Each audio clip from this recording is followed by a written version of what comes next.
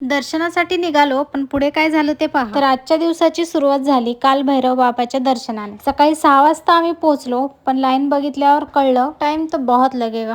इतक्या मोठ्या लाईन मध्ये सगळे दर्शनाच्या टेन्शन मध्ये होते आणि स्मिताने त्या काकाच्या टकल्यावर गुलाबाची पाकळी का टाकली याचं उत्तर अजूनही मला मिळालेलं नाही. मग 2 तासाची वाट पाहिल्यावर शेवटी तो मोमेंट आला ज्याच्यासाठी एवढा वेळ उभा राहिलो होतो. इतका वेळ वाट पाहिल्यावर खूप छान दर्शन झालं आम्हाला आणि आम्ही पुढे निघालो. काल भैरव बाबाचं दर्शन घेऊन आम्ही निघालो मंगलनाथ मंदिराकडे. इथे यायची माझी खूप इच्छा होती, कारण भारतात मंगल ग्रहाशी संबंधित असलेलं हे एकच मंदिर आहे आणि माझा मंगळ आहे म्हणल्यावर रिझन तो बहुत स्ट्रॉंग था, इसीलिए आना ही पडा. मग इथेही मनापासून दर्शन घेतलं.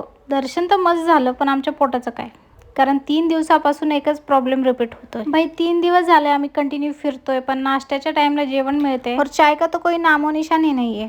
पण थांबा, कारण हा प्रवास अजून संपलेला नाहीये. अजून काही सुंदर ठिकाणं अजून बाकी.